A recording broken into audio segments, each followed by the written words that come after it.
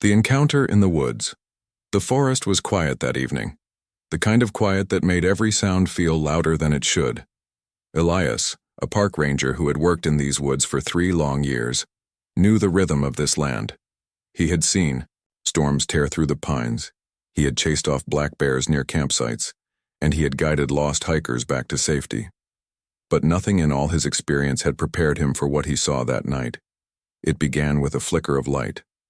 At first, Elias thought it might be a campfire, or maybe the reflection of a flashlight through the trees. But this glow was different. It was sharp, metallic, and strange, like a broken mirror catching the last rays of sunset. Curious and cautious, he followed the faint trail that led deeper into the forest. The trail ended in a small clearing, and what Elias found there stopped him in his tracks.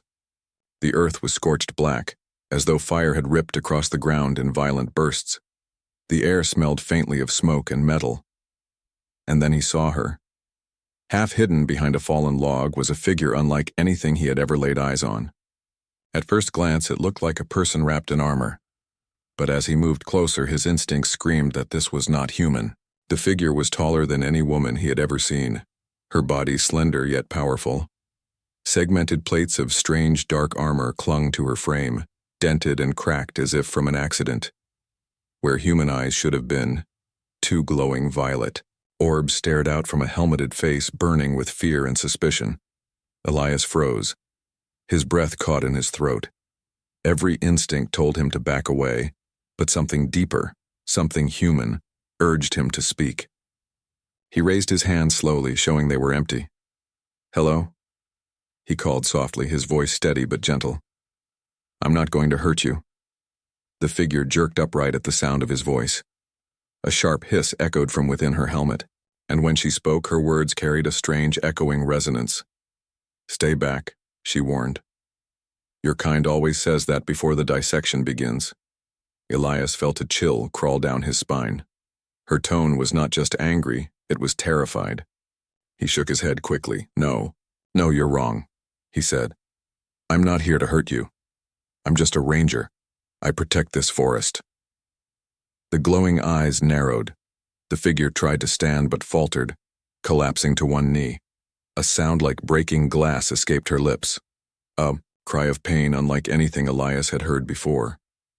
He noticed then that dark, almost black fluid was seeping from cracks in her armor near her shoulder and waist. She was bleeding. Caution battled with compassion inside him. This creature was alien, dangerous even, but she was also hurt. Slowly, Elias took a step forward. "What's your name?" he asked. "Can you understand me?" For a moment, he thought she might attack. Instead, her voice, sharp but trembling, filled the clearing. "I am Vexalia," she said, "Scout of the 7th Nexus." Elias blinked. The words were strange, yet they rolled off her tongue as though she had practiced them. She seemed surprised herself, almost as if shocked that they could communicate. "I'm Elias," he replied carefully. "Look, night is coming and it gets cold here. My cabin's not far. I can help you." At that, her body tensed. She recoiled like an animal trapped in a corner, her armor grinding as the panels shifted defensively. "The armor stays," she hissed. "I would rather die than be exposed to an unknown species." Her voice cracked at the end, and Elias felt a pang of sympathy. Whatever this being was, she was terrified. He could see it in her trembling posture, in the way her glowing eyes darted from him to the forest shadows. "All right," he said gently, lowering his hands again. "If you don't want me to touch you, I won't. But if I leave you here, you won't survive the night. You don't have to trust me completely. Just enough to let me help." The clearing fell silent. The forest around them whispered with the rustle of leaves and the distant call of an owl. Elias stood motionless, heart pounding, waiting for her response. For a long moment, she said nothing. Her gaze locked onto his, violet light flickering in a way that almost looked like doubt, maybe even hope. Then, with visible effort, she extended one gauntleted hand toward him. Her movements were slow, deliberate, as if every instinct screamed against it. The metal fingers shook, hesitant, but they reached out all the same. Elias stepped forward carefully, his own hand outstretched. When their hands met, it was cold, ice cold, but alive. For the first time since he had laid eyes on her, Elias saw something in those glowing orbs besides fear. It was something fragile, something that might one day be called trust. And in that moment, Elias knew his life had just taken a turn he could never have imagined. He had no idea that taking her hand would be the choice that bound their fates together, and that the real danger was only beginning. A choice in the darkness. The forest swallowed the last of the daylight, shadows stretching long and heavy across the clearing. Cold air sank between the trees, carrying with it the promise of a harsh night.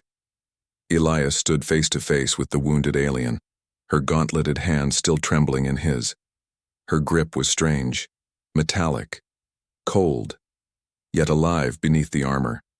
She pulled back quickly as though ashamed of even that small contact. Elias studied her for a moment, his voice low but steady. "You won't make it out here tonight. Temperatures drop below freezing, you need shelter." Her glowing violet eyes flickered like stormlight. "Shelter is a cage. Hospitality is a trap. I know your kind." "You don't know me," Elias answered firmly. "I'm not your enemy." For a heartbeat. Silence. Then, the grinding noise of her damaged armor echoed as she tried to stand. Pain rippled through her, sharp enough to draw another cry that sounded like glass breaking. She swayed, and Elias instinctively moved closer, steadying her before she could fall. Her body stiffened instantly at his touch, every muscle in her tense beneath the armor. "Do not," she began, voice shaking.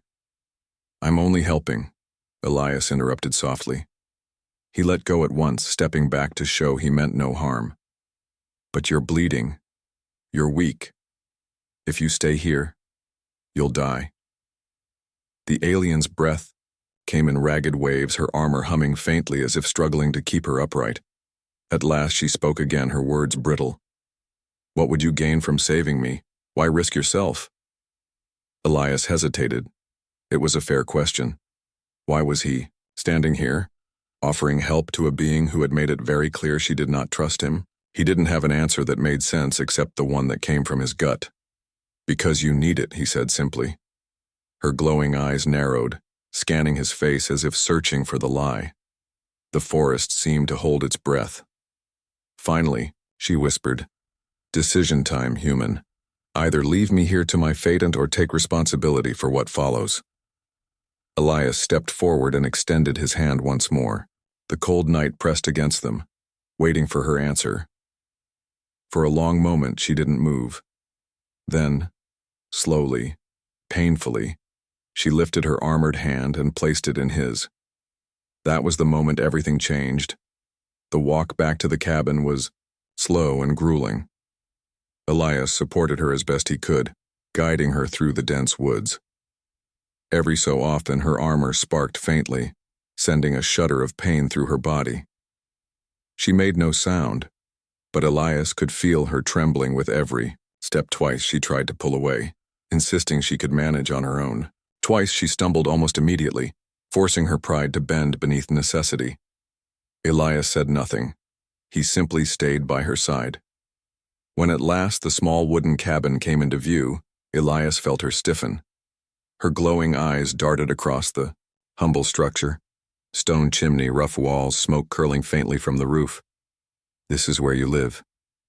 she asked, her voice a mixture of disbelief and suspicion.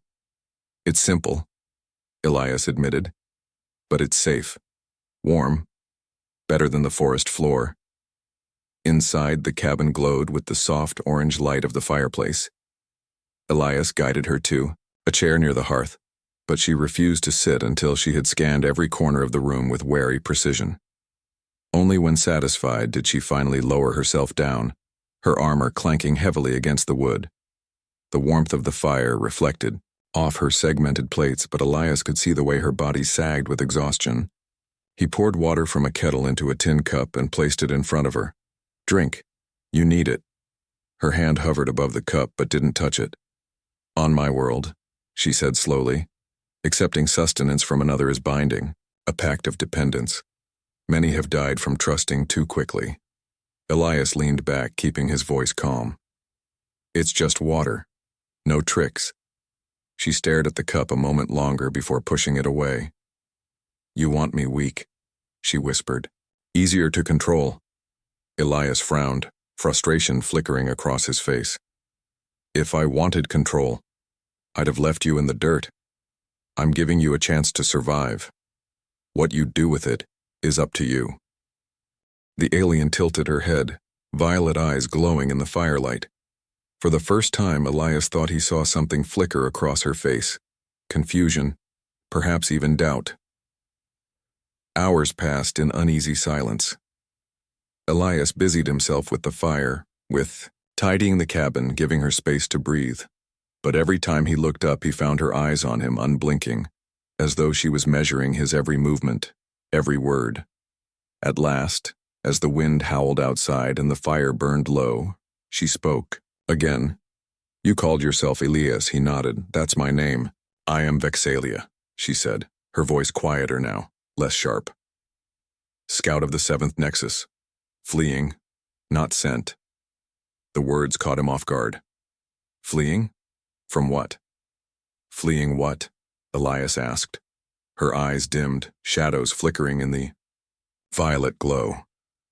She turned her face away, her voice dropping to a near whisper. From everything. Elias felt the weight of those words settle over the room. For the first time, he realized this was not just a wounded traveler. She was a fugitive, and whatever she had escaped from was far bigger, far darker than he could possibly imagine. And when she finally revealed the truth of what she was running from, Elias understood he hadn't just saved her life.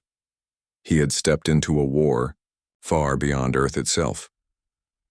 A stranger in the cabin, the storm rolled in fast that night, rain drumming against the roof in steady waves.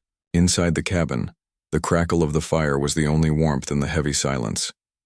Elias sat at the edge of the table, a book in his hands, though his eyes barely skimmed the words. Across from him, Vexalia sat rigid near the window, her armored, form outlined in firelight. For 3 days, she had remained like that, half turned toward him, half turned toward the forest, as if she could not decide which was more dangerous. Every movement she made came with the grinding scrape of damaged armor. Each time Elias winced, but she showed no sign of pain except for the faintest tightening of her jaw. Finally, Elias broke the silence. The coffee isn't poisoned. He slid a steaming mug across the table toward her. It might taste strange, to you, but it helps with pain. Vexalia's glowing eyes dropped to the mug. Steam curled upward, carrying a bitter, earthy smell. She didn't move. My kind does not accept offerings from strangers, she said flatly. Elias gave a tired smile. We're not exactly strangers anymore. You've been watching me for 72 hours straight. That's more attention than anyone has ever given me. For the first time he heard it, a sound like distant wind chimes, soft and fleeting. It took Elias a moment to realize it was laughter. She touched a sequence at her collar, and with a hiss of released pressure, a section of her helmet retracted. Elias caught his breath. Beneath the armor was a face both alien and hauntingly beautiful. Skin, the color of silver and blue, smooth and faintly luminescent. Her mouth was delicate, her features sharp, sculpted like glass. She lifted the cup, hesitated, then sipped. This is acceptable, she said, lowering it slowly. Elias chuckled. Glad you approve. For a long time they sat in silence again, but something had shifted. The armor no longer felt like a wall. It felt like a prison she had briefly cracked open. When she spoke again, her voice was quiet, unguarded. I was not sent here. Elias set his book aside. What do you mean? I fled. She stared into the flames, her expression unreadable. I come from war, endless war. My people fight across 12 star systems. We are raised for battle, forged in discipline. To retreat, to abandon duty, is to accept exile. Her words hung in the air like smoke. Elias leaned forward, searching her glowing eyes for something human. You ran from that war? I ran from death, she corrected. But this armor, it malfunctions. It fuses with my flesh where it was damaged in the crash. It protects me. It punishes me. It reminds me I cannot truly escape. Elias's gaze dropped to her shoulders, where scorched seams glowed faintly through the cracks. He could almost imagine the agony beneath. Then let me help you remove it, he said. Gently, instantly she recoiled. Her violet eyes blazed brighter, sharp as blades. No. Her voice cracked like thunder. The armor stays. To be seen without it is surrender, weakness, death. Elias didn't move. His hands rested calmly on the table. Not here. Not with me. Vulnerability isn't death, sometimes it's just being alive. For the first time, her eyes wavered, flickering with something more fragile than anger. Doubt, fear, maybe even curiosity. The firelight flickered across her face as the storm roared outside. Hours later, Elias awoke to the sound of movement. Blinking, he saw Vexalia standing in the center of the cabin. She was struggling with her armor, her arms reaching behind her shoulders, claws scratching at a release mechanism she could not reach. Her movements were frantic, desperate. Sparks hissed as damaged panels ground against each other. She gasped in pain, her body trembling as she clawed at the armor's seams. Vexalia! Elias jumped up. She stumbled, nearly collapsing. Elias caught her instinctively, his arms steadying her as her weight sagged against him. For the first time they were close. So close he could see faint constellations of light pulsing across her skin beneath the cracked plating. Their faces hovered inches apart. Her voice broke, soft and raw. The pain grows worse, the connectors. They are burning me. Then let me help you, Elias whispered, his hands firm against her armored waist. For a long heartbeat, she said nothing. Her glowing eyes locked onto his, searching, testing, measuring the truth in his voice. Finally, almost imperceptibly, she nodded. Not because I am weak, she murmured, her voice trembling, but because I wish to survive long enough to understand why a being would help an enemy without demanding subjugation in return. Elias swallowed hard, his heart pounding. That's reason enough for me. In that fragile moment, as the storm raged outside and the fire cracked within, Elias realized what had just happened. Vexalia, a warrior trained never to trust, had placed her life in his hands. But when Elias began unlocking the armor, he discovered something far worse than he could have imagined. Her body was not just trapped inside it, it was fused. The war and the curse of the armor. The cabin was silent except for the storm outside and the crackle of fire within. Elias guided Vexalia toward the hearth, spreading blankets on the floor to create a softer place for her to rest. She lowered herself slowly, her movements stiff, as though every shift of the armor sent a jolt of agony through her body. Elias sat beside her, close but careful, his hands resting in his lap. For a long moment neither spoke. Then her glowing eyes fixed on him with a piercing intensity. You do not understand what you are asking, she said, her voice low and steady. To remove this armor, it is not just pain. It is identity. It is everything I was built to be. Elias shook his head. It's killing you. Whatever your people believe, whatever rules they follow, it doesn't matter if you die here in the middle of nowhere. If you want to survive, you have to let me help.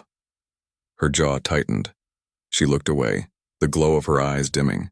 On my world, to be seen without armor is complete surrender. No soldier survives that shame. Vulnerability is weakness. Weakness is death. Elias leaned closer, his voice soft but firm. Not here. Not with me. Sometimes letting someone in is the only way to live. For a long, tense moment, Vexalia didn't answer. Then with visible effort, she reached for his hand and guided it to the first latch on her shoulder plate. This seal, she whispered, requires pressure and a quarter turn. Slowly. Elias nodded, his heart pounding. His fingers worked, carefully over the strange mechanism. With a hiss, the plate released, dropping to the floor with a metallic thud. Beneath it, Elias caught a glimpse of bluish skin, stretched tight beneath a translucent membrane that seemed to pulse with faint light. Vexalia flinched but did not pull away. "That's one," Elias said gently. "How are you doing?" Her breath trembled. "The neural feedback is easing, but this is disconcerting." Elias moved on, unlocking another panel, then another. Some slid free easily, others clung stubbornly as though they didn't want to let go. Each release revealed more of her form, a tall, elegant body marked by glowing patterns like constellations scattered across her skin. The markings pulsed softly with each breath, living maps of her lineage, her history etched into her flesh. "They tell the story of my ancestors," she explained, her voice strained. "Every battle, every discovery, every victory." Elias's hand brushed against one of the glowing lines on her shoulder, and she shivered. He froze instantly, pulling back. "Sorry. I didn't mean, no." Her voice was softer now, almost vulnerable. "It is strange to be touched without violence." Elias worked carefully, using warm water and cloth to ease the sections fused with her skin. The process was slow, painful. At times, she clenched her teeth and squeezed her fists so tightly the armor screeched under the pressure, but she never told him to stop. Finally, he reached the largest piece, the central chest plate. It was fused deeper than the rest, its filaments glowing faintly, pulsing in erratic rhythms. "This one," Vexalia said, her voice tight with pain. "It connects directly to my nervous system. It must be deactivated in sequence." Her trembling fingers guided his hands to hidden nodes across the plating. "Here and here, press together, then turn." Elias obeyed, his every movement careful, his breath steady. The armor groaned, resisting. Vexalia gasped, her body arching as the connection began to release. And then he saw it, what lay beneath.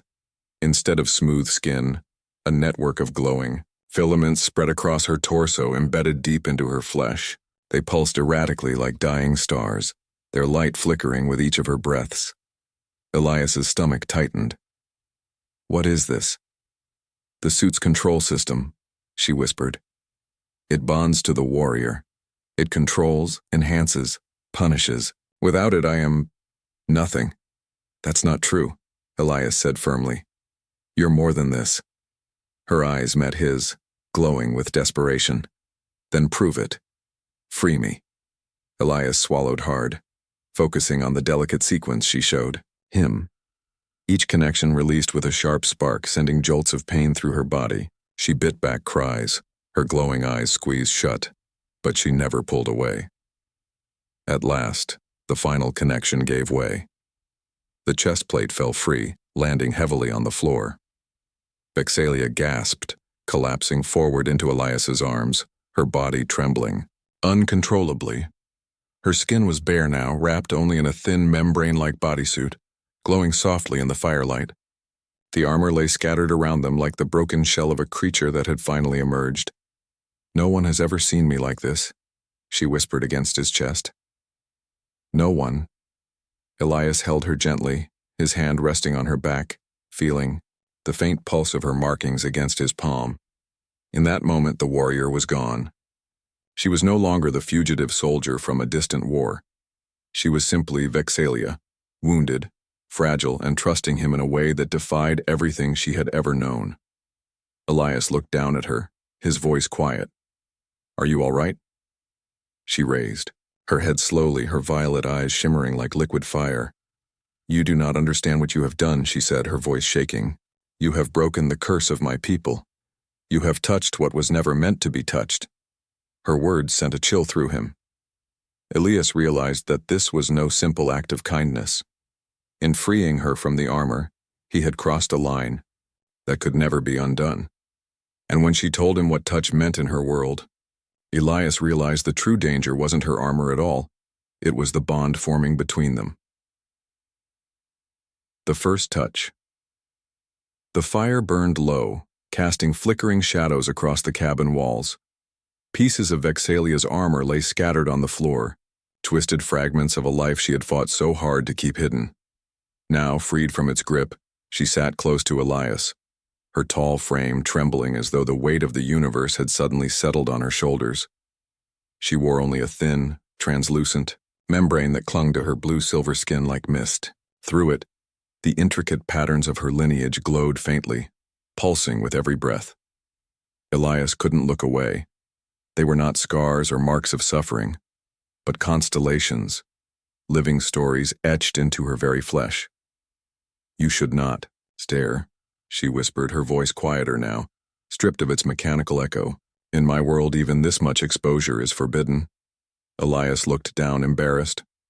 "Sorry, I didn't mean to." Her hand rose suddenly, stopping him. Not armored, not mechanical, her real hand, glowing faintly at the fingertips. She reached out and touched his cheek. The contact was feather-light, but it sent a shock through Elias. Her touch was warm now, not cold, alive in a way that made his heart stumble.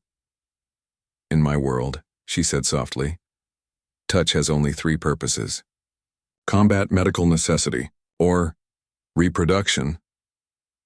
Elias froze, the weight of her words heavy in the air. Never comfort. Never kindness. Her glowing eyes shimmered with something he had never seen in them before. Not suspicion, not fear, but wonder.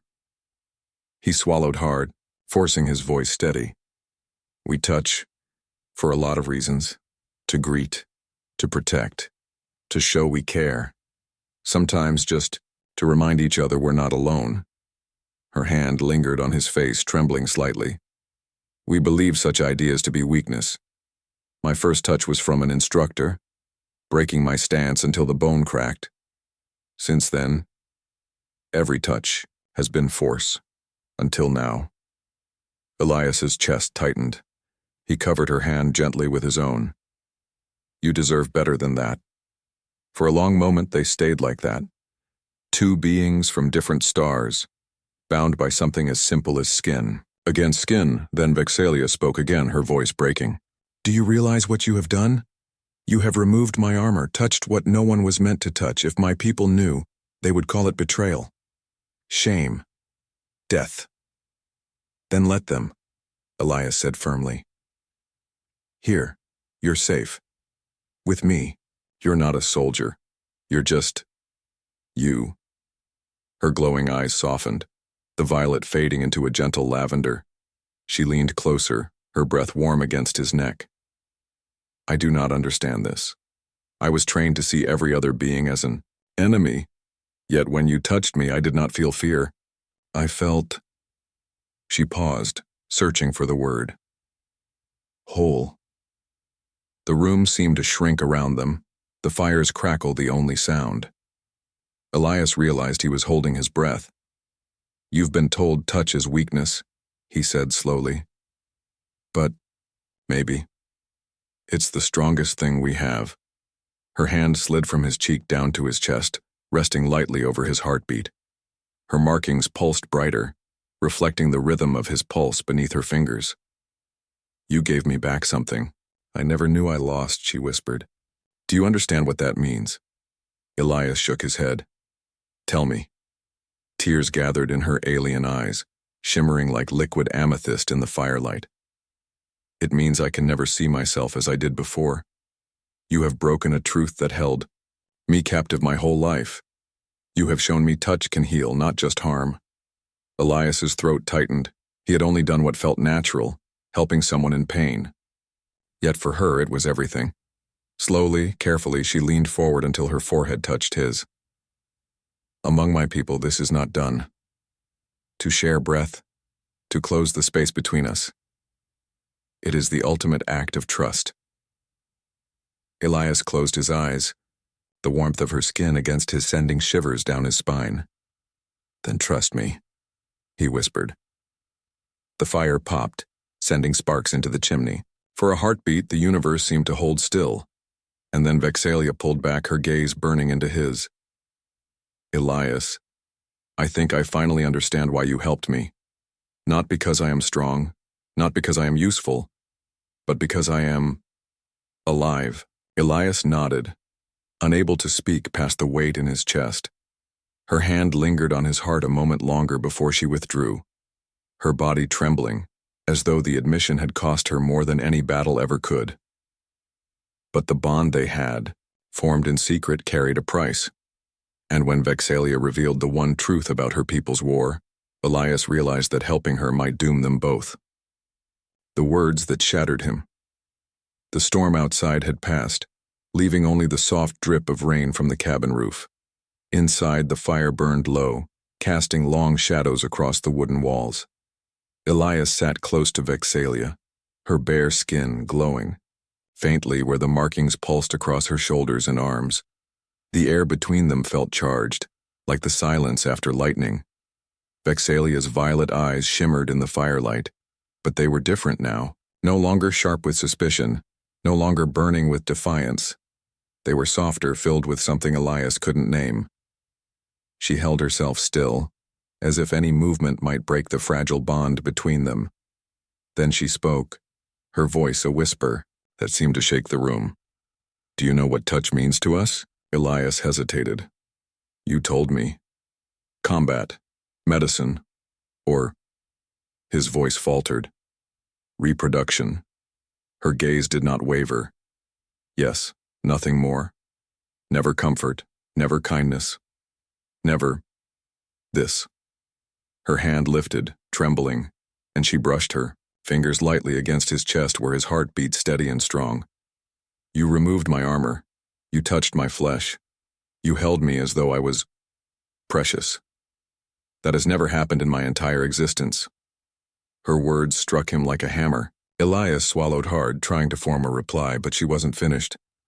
"When I was young, I was taken to the training chambers. The first touch I remember was a commander correcting my stance with such force my arm nearly broke. After that, every hand upon me was to adjust, to strike, to command." Her voice cracked, her markings flickering faintly with the rhythm of her breath. "We are born in artificial chambers, Elias. No one holds us when we are young. No one comforts us. When we cry, we are warriors before we are even alive." Elias's throat tightened. "Vexalia, I'm sorry." Her eyes brightened sharply, a tear forming like liquid crystal. "Do not be sorry. Be aware. Do you see now? When you touched me with care, when you stopped when I tensed, when you asked permission, I realized something." Elias leaned closer, his chest tight. "What?" Her voice dropped lower, breaking. "That I have been starving all my life, and I never knew it. Starving for kindness, for gentleness, for the simple act of being seen not as a weapon, but as a being worth protecting." The words shattered him. Elias had thought of himself as doing only what was right, helping someone in pain. But to her, it had broken an entire worldview. He looked into her glowing eyes and saw not just an alien, warrior, but a soul stripped raw by centuries of cruelty. "I don't know what to say," he whispered. "Then say nothing," she breathed. She leaned forward, resting her forehead gently against his, their breaths mingling in the warm firelight. "Among my people, this would mean death. But here, it feels like life. For a long time, they stayed like that, connected by silence, the fire the only witness." Elias could feel her trembling against him, not from pain but from the terrifying weight of vulnerability. Then suddenly, her markings dimmed, and her body went tense again. She pulled back, her gaze darkening. "There is something you must know," she said. Elias frowned. "What is it?" Her voice hardened, though it trembled beneath the strength. "My people are not lost explorers. We are conquerors. Every world we touch, we burn. Entire civilizations erased, entire species enslaved." Elias's stomach sank. "And Earth?" Her eyes glowed faintly, sorrow heavy in their light. "Earth has been under observation for decades. I was meant to scout your defenses, to report your weaknesses, to prepare the way for war. The words hit him harder than any weapon could. Elias felt the fire's warmth vanish, replaced by a cold dread creeping through his veins. "You're saying—" His voice cracked. "You were sent to help destroy us?" "I was," she admitted, her voice breaking. "But I fled. I could not continue. I chose exile over blood." She looked down at her trembling hands. "Yet if my people find me, they will know I broke. They will know I failed. And they will come." Elias's hands clenched. "Then we'll fight them. We'll find a way. You don't understand." Her voice cut through his, sharp and desperate. "If they come, you will lose. Earth will fall. Nothing can stop them." Silence crashed over the cabin, heavier than before.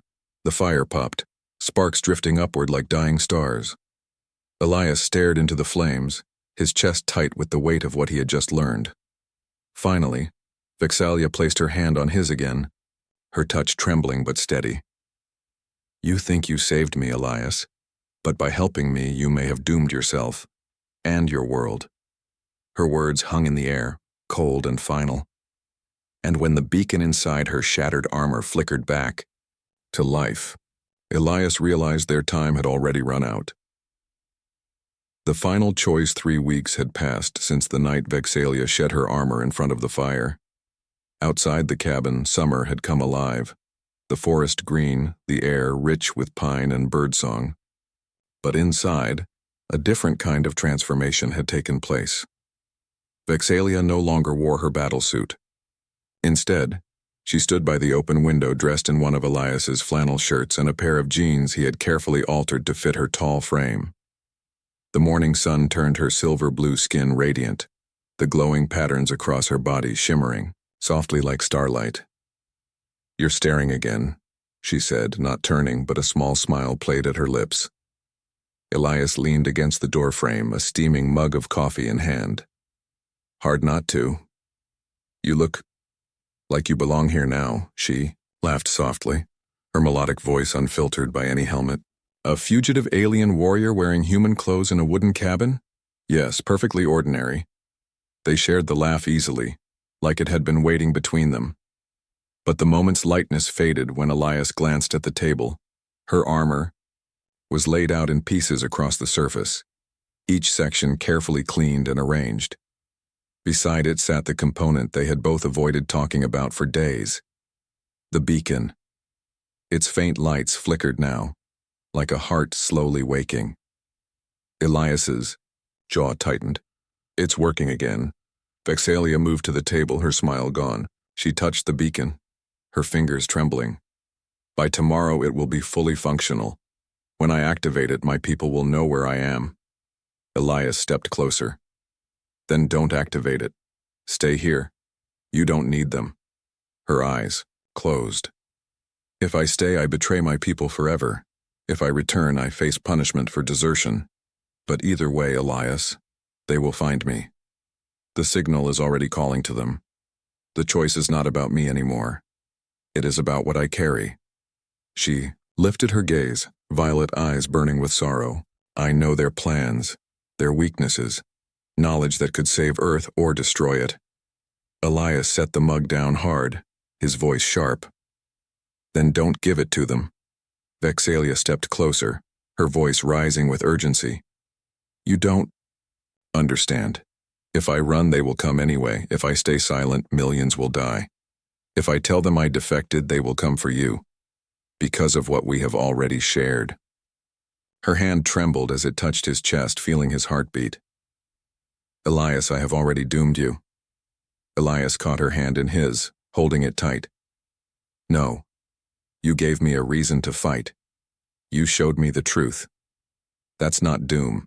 It's hope." Her eyes glistened, tears shimmering like liquid amethyst. For a moment, silence hung heavy, filled only by the crackle of the fire and the soft hum of the beacon. Then Vexalia leaned closer, her forehead touching his, her breath steady against his lips. "On my world," she whispered, "to choose another being over duty is the greatest crime. But here, it feels like freedom." The beacon on the table pulsed brighter, the sound rising to a faint hum that filled the cabin. Elias and Vexalia turned to look at it, the glow painting their faces. "They're coming," she said softly. Elias's jaw tightened. "Then let them. They'll have to go through me first." Her markings flared with sudden intensity, her whole body glowing brighter than the fire itself. "You would fight them? My people? The conquerors of worlds?" Elias smiled faintly, though his voice shook. "I'd fight the whole universe if it meant protecting you." Her breath caught, her eyes wide as though she had never heard such words before. Slowly, she lifted her hand to his face again, her touch trembling. "Elias, perhaps one human is more dangerous than all the armies of the seventh nexus." The beacon's hum rose higher, its light pulsing in steady rhythm. The moment had come. Vexalia looked at Elias, torn between worlds. To stay meant exile, love, and a fragile chance at freedom. To leave meant war, duty, and certain death. She leaned closer, her lips brushing his as she whispered, "Perhaps one connection can bridge entire worlds." The beacon blazed, flooding the cabin with light. Elias pulled her into his arms, holding her tight as the sound grew deafening. "Whatever happens," he whispered into her ear, "you've already changed everything." The light swallowed them both. And in that final moment before destiny crashed through the walls of the little cabin, Vexalia's trembling voice carried the truth she had been afraid to say until now. "I have finally found something worth fighting for." The story ends not with peace but with the hum of an approaching war. The beacon is active. They are no longer alone. And the greatest battle is about to begin. A refuge among the stars, the beacon pulsed brighter and brighter on the table, humming like a living thing. Each flash of light painted the cabin walls in cold silver, drowning out the warmth of the fire. Elias and Vexalia stood together, their hands intertwined, both knowing that this was the moment their fragile bond would either break or become unshakable. "They will find us," Vexalia whispered. Her violet eyes glowed with sorrow. "The signal cannot be hidden. My people are already listening." Elias squeezed her hand. "Then turn it off. Destroy it." Her gaze fell to the beacon. For a long time, she said nothing, only staring at the machine that connected her to everything she had run from. Her duty, her war, her people. Her markings dimmed as though even her body wavered between past and future. Finally, she lifted the beacon into her hands. Its glow reflected across her face, cold and merciless. "I was taught to obey this," she said quietly. "To trust the command of the Nexus above my own will. But now," her eyes lifted to meet Elias's, "now I know there is more to life than duty. More than war. More than fear." With a sudden cry, Vexalia slammed the beacon against the stone hearth.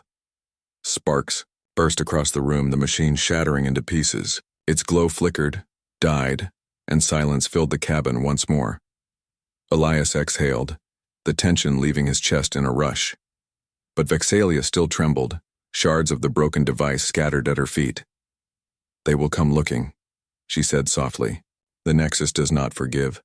But without the beacon, it will take them years, maybe decades, to find me." Elias stepped closer, his voice steady. "Then you'll have years here. Years to heal. Years to live." She looked at him. Disbelief flickering in her violet eyes. "You would share your world with me? An enemy? A fugitive?" He smiled faintly. "Not an enemy. Not anymore. Just someone who deserves a chance." Her lips parted as though she might protest, but instead she let out a shaky laugh, like wind. Chimes in the rain. "You are a strange creature, Elias. Your kind kills for less, yet you offer me shelter. You offer me yourself." He reached up, brushing a lock of silver hair from her face. "Maybe that's what makes us human." The fire crackled softly. Outside, dawn painted the forest in pale gold, shafts of sunlight cutting through the mist. For the first time since she had crashed on this world, Vexalia's body seemed to relax. Her shoulders lowered, her breathing slowed, and her markings glowed with a gentle rhythm that matched the steady beat of Elias's heart beneath. Her hand. She stepped closer, resting her forehead against his. On my world, this is forbidden. To give yourself to another without armor, without walls, without lies. But here, it feels like freedom. Elias closed his eyes. Then stay free. The words seemed to settle something deep inside her. For a long moment they stood together in silence, the storm past, the fire warm, the forest alive outside. A simple cabin had become the most important place in the universe, not because it held power, but because it held them. Vexalia looked once more at the broken beacon, then turned back to Elias, her eyes shining brighter than the morning sun. I choose this, she whispered. I choose you. Elias pulled her into his arms, holding her as though the universe itself could not tear them apart. And for the first time in her life, Vexalia did not flinch at touch. She leaned into it, breathing deeply, her markings pulsing with life. No longer as a soldier of the Nexus, but as something new, something human in spirit, if not in form. Outside, the forest stretched endlessly, alive with birdsong and wind. For now, Earth was safe. For now, they had won a fragile kind of peace. And yet, as the sun climbed higher, Vexalia lifted her eyes to the sky, where distant stars still glittered. Somewhere beyond them, her people remained, restless, ruthless, waiting. The war was not finished. The danger was not gone. But for this moment, for this fragile morning in a cabin hidden in the pines, there was only freedom. Only the memory of broken armor scattered across the floor. Only the warmth of a ranger's arms around a fugitive who had never been touched with kindness until now. Her voice was soft, barely above a whisper, but Elias heard every word. I have finally found something worth living for. And with that, the story of a warrior and a ranger, born on different worlds, became not a tale of war or conquest, but of refuge,